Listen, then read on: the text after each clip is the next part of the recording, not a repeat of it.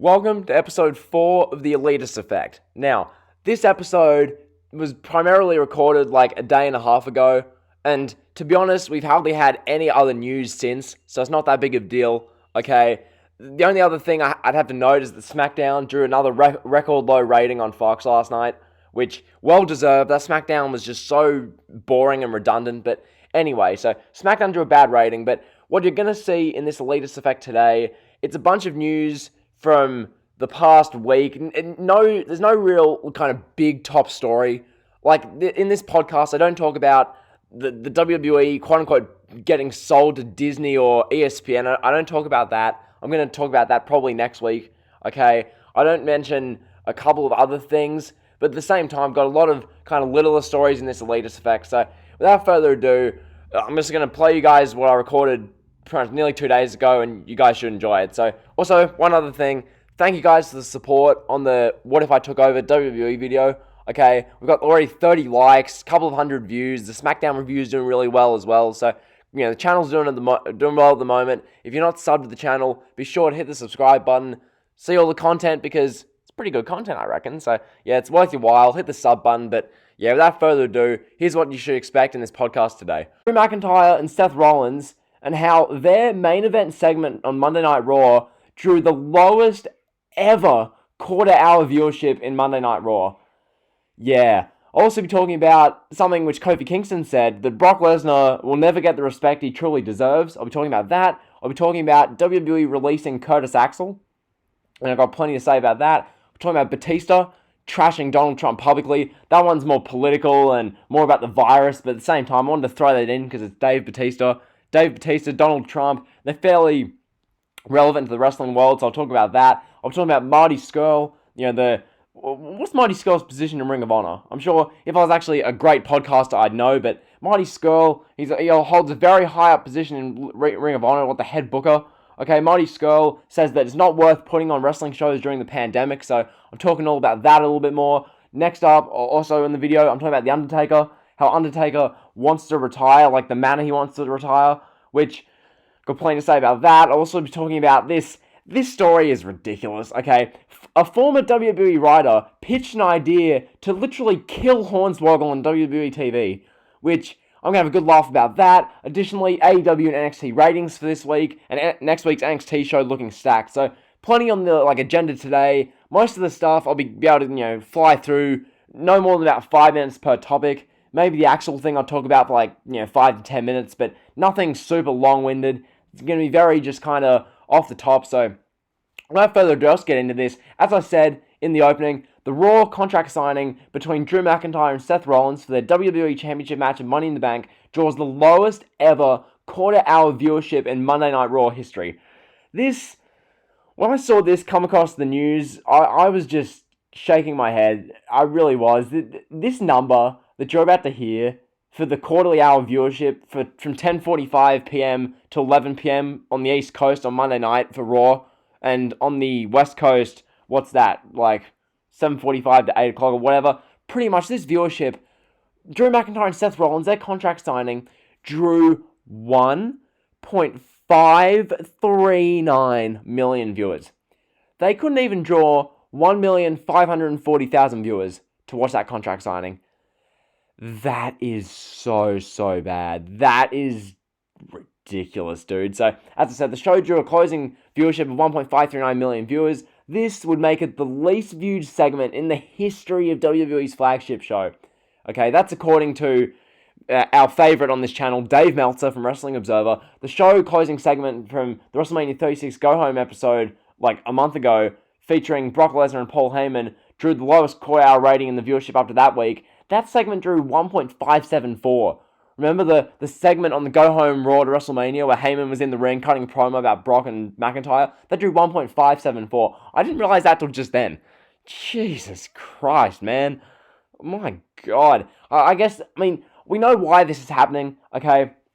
Once again, the empty arena wrestling on a 3-hour show the way Monday Night Raw presents it, that's a recipe for disaster, and it's totally understandable why people are turning off. So by the time you get to 10:45 p.m. at night, no one's watching it, okay? No one cares to sit through McIntyre and Rollins when it's 10:50 on a Monday night and there's no crowd and it's been a garbage show for 2 hours and 45 minutes, people are turning it off. And you see that by the 1.539. Now, if the show in 2 months, God forbid, is Jinder Mahal as champion against Drew McIntyre, imagine that rating. What are they going to draw in the third hour and the last quarter of the third hour for that show? 1.3? I mean, who wants to see Jinder Mahal as champion? So we're probably going to see that. This rating, though, 1.539. I know I didn't include this in my Raw ratings video because I didn't know of this rating then, but I found this out. I had to include this right off the top. That is so bad.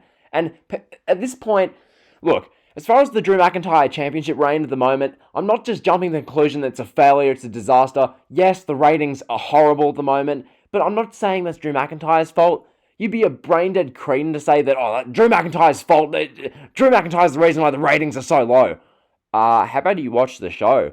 Okay, the segments Drew McIntyre is in are actually pretty good. Okay, it's just literally everything else in the 2 hours and 50 minutes where McIntyre's not involved. Literally everything else is insufferable garbage, where there's no life in the commentary, there's no crowd, there's no energy, the wrestlers look like they're going through the motions, they look like they don't want to be there, they've got the dark Vince McMahon cloud over their head, that if they don't perform, they're going to have their livelihoods taken away from them. It's just a miserable show to watch. So you get that. As a result, the viewership's 1.539 in the final quarter, which is just horrendous. It really is. It's so bad.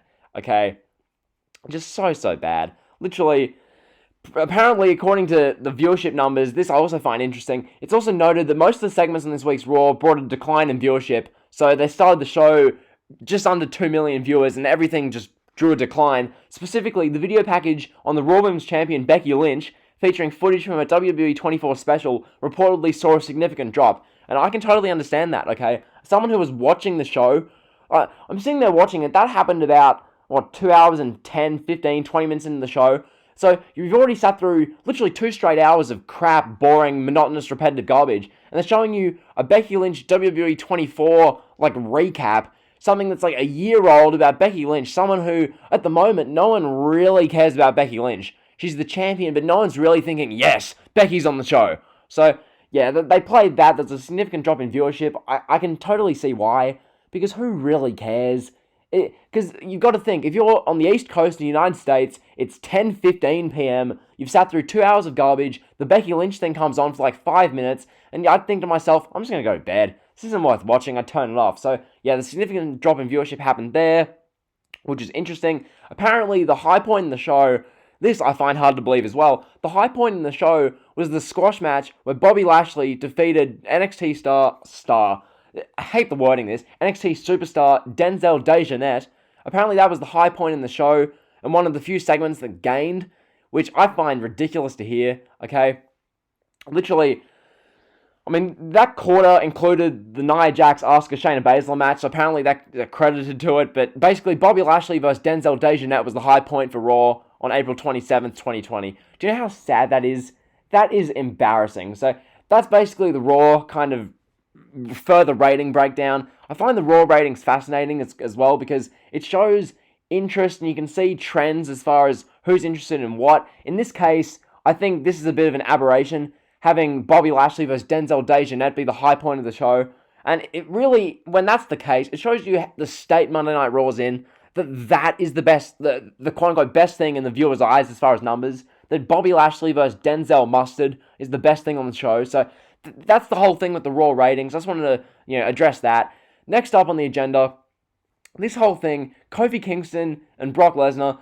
Kofi, he was in an interview with Alex McCarthy. He was talking about how, Brock Lesnar and the Royal Rumble stuff. He mentioned this. Basically, the story reads, Kofi Kingston says that Brock Lesnar will never get the credit he deserves. This, I agree with.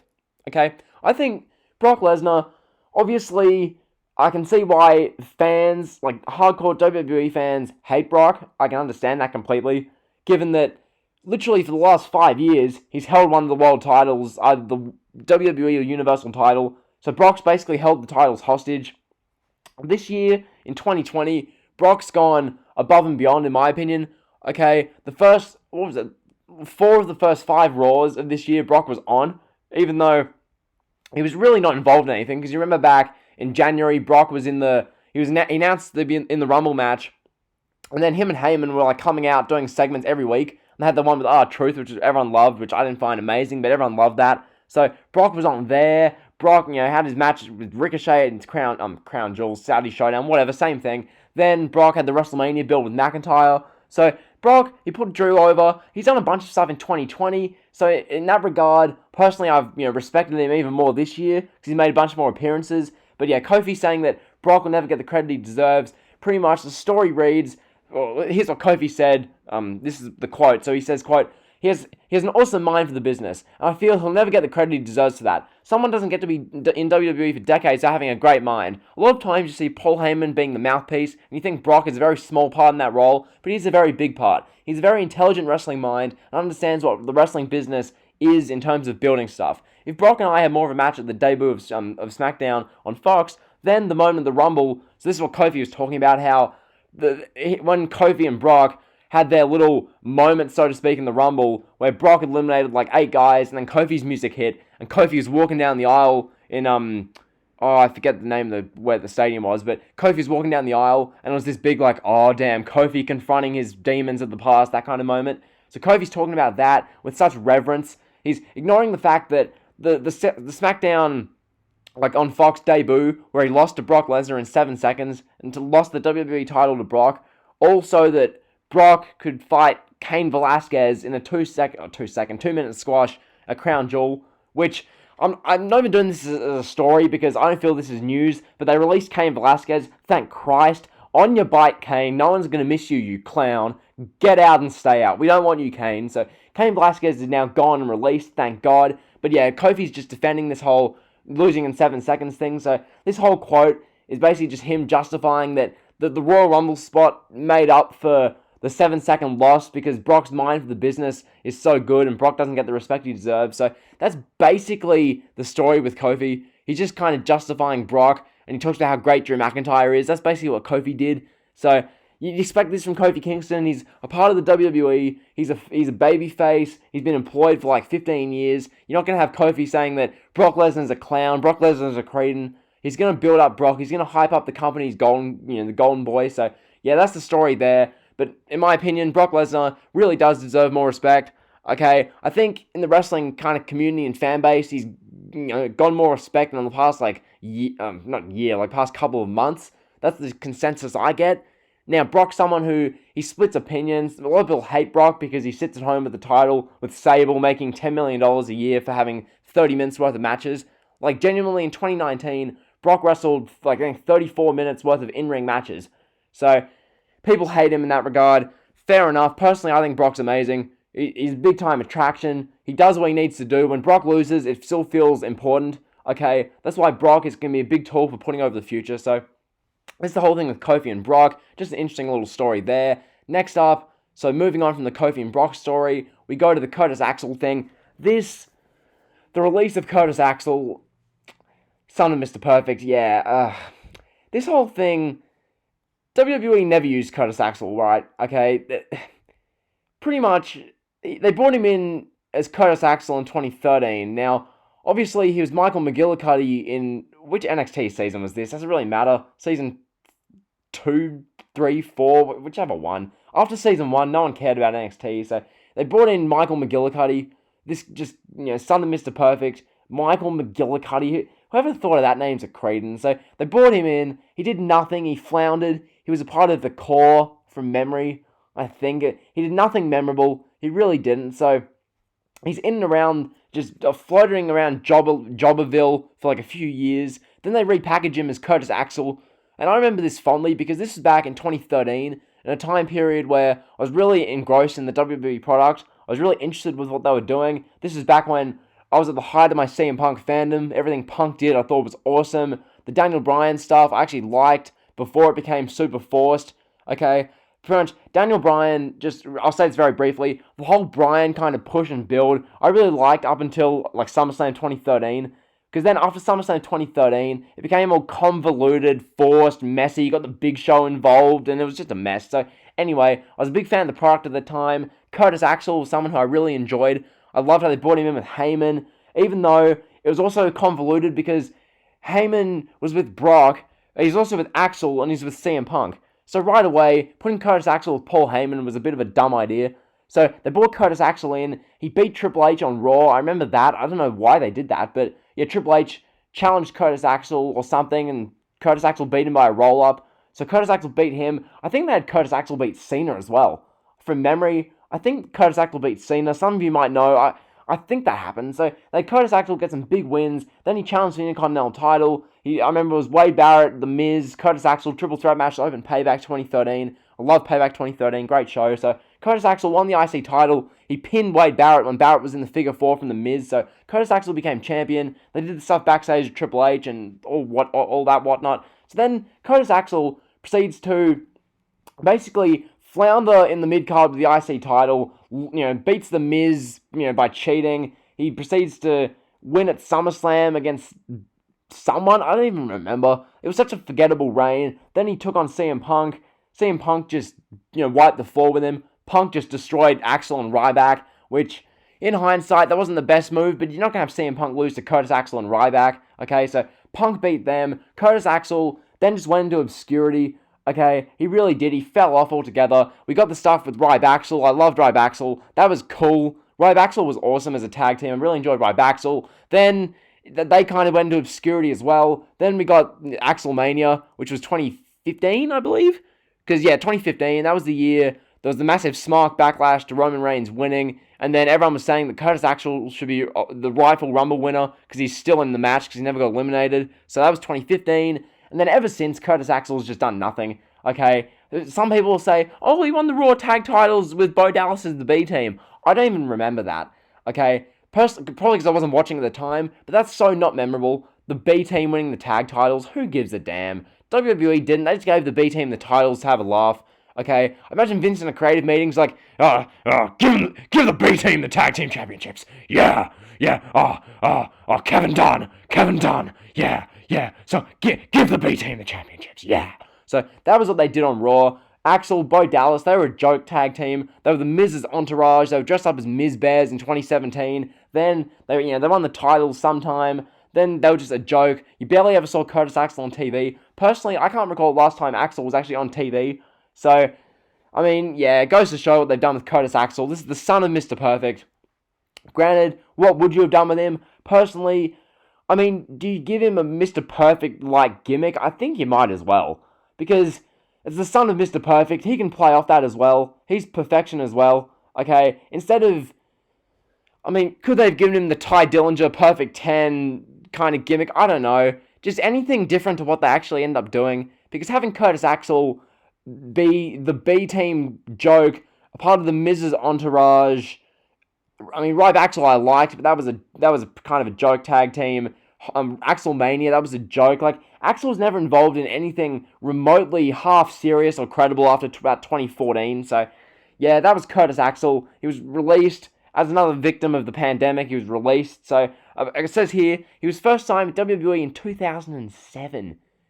Jesus Christ, he's been around forever. So, financially, it's not going to be an issue for Curtis Axel. I'm sure he has literally hundreds of thousands of dollars saved in his bank account. So, yeah, financially, he'll be just fine. Hopefully, he'll, sign another promotion. Axel's not a guy who I see going to AEW. Axel's a guy who I see, where would Curtis Axel go? Curtis Axel's someone I can see in Impact Wrestling. I can see Curtis Axel there. I can see Curtis Axel in MLW. I can see him there.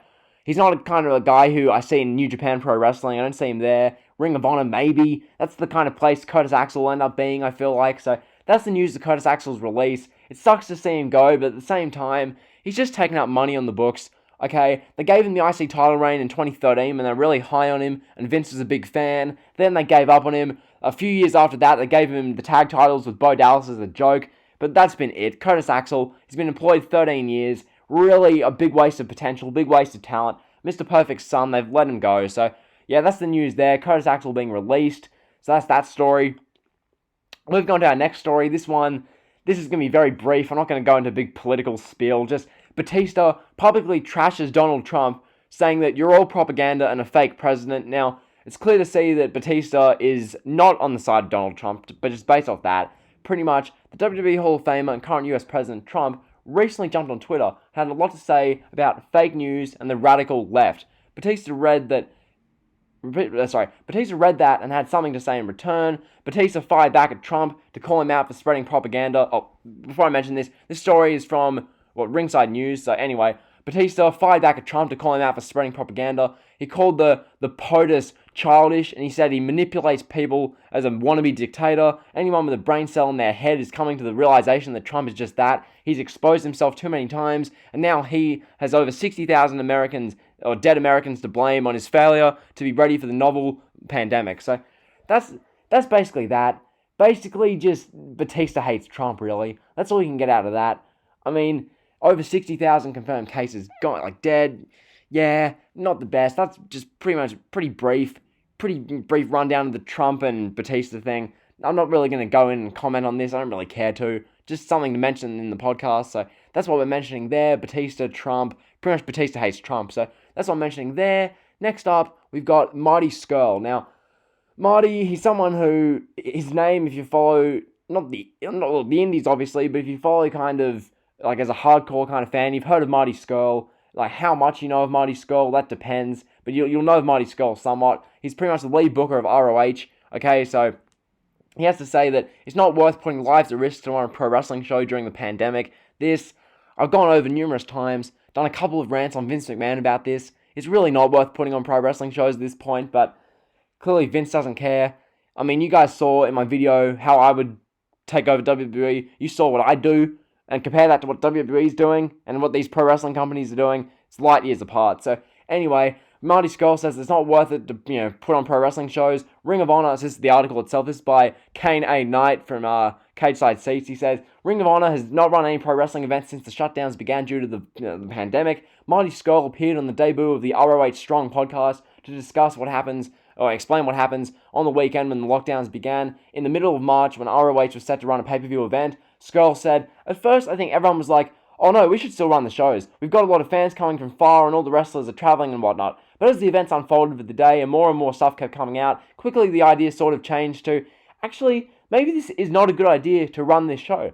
When they said, okay, we're going on a lockdown, I was like, guys, it breaks my heart, but we just can't run these shows. This is way bigger than pro wrestling. That would be so irresponsible for us to run a show and put our fans and their health at risk, and our talent and our staff's health at risk. So ultimately the decision was made that it wouldn't be a good idea to run these shows. Obviously that disappointed a lot of people, but I can promise you this, no one's more heartbroken than myself. So yeah, Marty Scurll just reiterating and kind of regurgitating what we already know, and that the safety of performers and the safety of everyone involved is more important than putting on a show just for the sake of it. So this is another one. I'm just going to fly through this. You guys know my take on this. I need to reiterate myself over and over again with this. Shows shouldn't be going on during the pandemic, and you guys know that. So that's the story there. Next up, this one, The Undertaker. This is another thing I've covered in podcasts and videos in the past. Basically, okay, first off, this story comes from Ringside News again. So it's titled by Felix Upton, titled, How The Undertaker Wants to End His WWE Career. I've said this a bunch of times. Undertaker should have retired years ago. Okay, the Boneyard match versus AJ Styles would have been and would be an incredible way for him to go out into the sunset. But given the global brand of The Undertaker, given who The Undertaker is, the Mark Calloway, person, the character he plays of The Undertaker, that Undertaker character transcends culture. It transcends time. Okay, that was a big deal in 1990, and it's been around for decade after decade after decade. Now we're in 2020. The Undertaker as a character is still prominent. Everyone worldwide who's a half pro wrestling fan or barely knows pro wrestling knows The Undertaker. Okay, you know The Undertaker entrance, you know The Undertaker gimmick. Okay, so Undertaker, this whole thing of him wanting to retire, Vince will never let Undertaker retire. Okay, even though these last few years, Undertaker has been wrestling on half of one hip. He's been wrestling with his body surgically put together. Okay, Undertaker, first off, just Mark Calloway, it amazes me how he can still even compete, because he's literally a 7-foot tall man, or he's 6'10", 6'11". He's a giant man who does a sport in pro wrestling that's so physically taxing. He does that for so long, 35, 36 years. He started getting into wrestling in the 80s. He's been around for this long. How his body is still even functioning? And I know, he wrestles once, twice, 3 times a year. Look, at the same time, given the miles on his body, and given what he's been through, and given his size and everything, the fact that he can still actually wrestle at all is amazing to me. So, The Undertaker, I think the Boneyard match is a perfect way for him to end his career and, talking about how he wants to retire, but at the same time, Undertaker says that, here's the quote, I'm going to go out with a match fitting The Undertaker. That's what separates being good, great, and being a legend. Mark Calloway, you're already a legend in everyone's eyes. Okay, you're on everyone's pro wrestling Mount Rushmore, or at least you should be. Pretty much the greatest of all time, or very close if he's not the greatest of all time. He doesn't need to have a good final match. His final match should be the Boneyard match. The main event of WrestleMania 36, Night 1, against AJ Styles. It was a sick cinematic match. I didn't hear pretty much anything really negative about that. Some people didn't love the Boneyard match, but I didn't hear anyone throw hate at it. Okay, the Boneyard match is the perfect way to go out. You don't need another special kind of retirement. So that's just my take on the Undertaker situation. He's a legend in the business. He doesn't need a whole separate kind of big, shindig to get him out of the company. So that's my take on that. Additionally, this story, it's quite the opposite of the Undertaker retirement thing. This is ridiculous. Okay, a former WWE writer once pitched the idea for Vince McMahon to kill Hornswoggle. You heard that right. Former WWE writer once pitched the idea for Vince McMahon to kill Hornswoggle. Okay, this is by Mark Middleton of Wrestling Inc.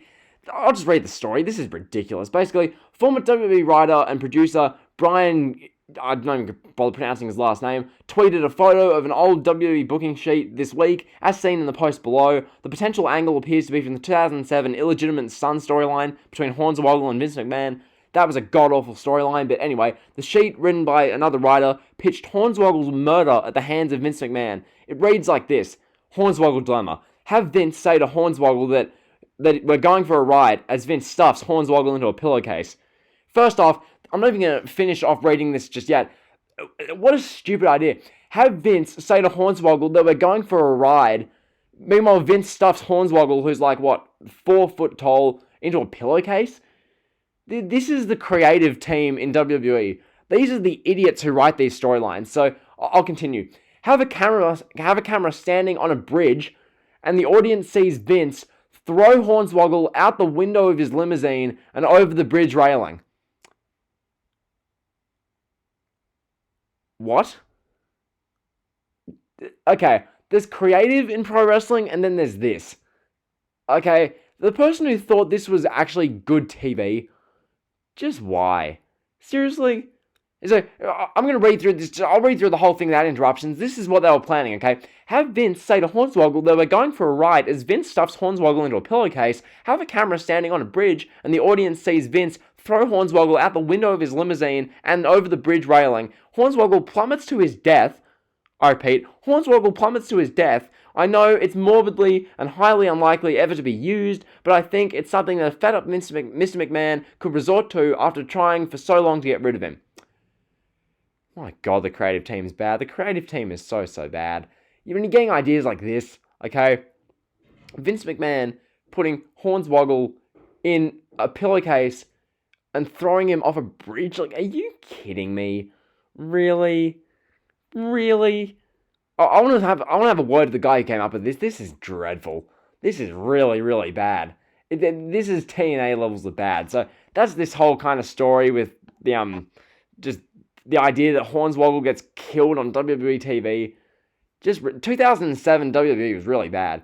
This, you've got to remember, this is when Vince's limousine blew up, and then literally the very next Raw, he was in the middle of the ring addressing Benoit's death. This was just 2007 was a dark year for the company. That's all I'll say. So that's what we get there. Next up, getting close to the end, guys. So next up, AEW and NXT viewership for this week. So pretty much Dynamite drew 693,000 viewers, which was down 5.2% from their show last week. This topped NXT, who got 637,000 viewers, down 4.2%. Basically, yeah, both shows down 4 to 5%. Basically, NXT just, it's not doing it. Charlotte Flair is NXT Women's Champion. It's not doing it, okay? People don't care to see Charlotte Flair as NXT Women's Champion. Their viewership was down, so is AEW. Yeah, the whole ratings thing, AEW ranked 16th in the cable top 150 for the 18 to 49 demo. NXT ranked 51st. AEW ranked 67th in total viewership. NXT ranked 70th. Yeah, I mean, the combined audience for the shows was the second lowest in history behind the April 1st episode, which I made a video on that a month ago. That was horrendous, those ratings on April 1st. So, yeah, that's just a very quick AEW and NXT ratings. Personally, these ratings just don't matter to me, given this pandemic situation, okay? Which, that's the opposite of wrestling Twitter. Dead set, if you go to Brian Alvarez's Twitter page, whenever they announce the ratings, it's some of the most eye-gouging, painful things to look at, okay? People on Twitter are a bunch of clowns. They really are. People on Twitter are the worst, as far as these ratings. Like, I'm going to make a whole separate video about wrestling Twitter and how toxic wrestling Twitter is, but my god, it's bad. So, that's the AEW and NXT ratings, and following on from that, I'll finish off with this. NXT is promising a takeover level card for May 6th, 2020 on NXT. Pretty much, if you guys are still at this stage of the video, what I'll be doing for the NXT and AEW review next week, basically I'm going to be reviewing, I don't know what I'm going to do actually, because I'm going to watch NXT near enough in its entirety, because this card is stacked. So basically, I mean, this is what we've got to expect. So, Adam Cole defending the NXT Championship against the Velveteen Dream. I'm fascinated by that above anything else. We'll also get Charlotte Flair defending her NXT Women's Championship against Io Shirai. Additionally, Johnny Gargano versus Dominik Dijakovic. We'll also get Finn Balor addressing his attacker, as well as Killer Cross and Scarlett Bordeaux making an appearance. So, it's a stacked card. It really is. The best NXT on paper in, God knows, like, months. The best NXT in ages, so I'll definitely be watching that. AEW, they've got, MJF in action, MJF in person, Moxley is against someone, I forget, Moxley's in action, and we've got the main event of Chris Jericho and Sammy Guevara against Matt Hardy and Kenny Omega, so I think the ratings are going to be pretty decent. I think both shows get about 700,000 viewers, that's what I think, so that's what we've got to expect for next week. I don't know what I'll do for the NXT review. I might do the reviews separately, I don't know. We'll see how I feel. So, that's the podcast, that's the Elitist Effect, episode 4. Hope you enjoyed. If you did, be sure to like, comment, sub, you guys know the drill. Pretty kind of tame episode today. Bunch of kind of, old news stories, but whatever. Hope you enjoyed. Like, comment, sub, see ya.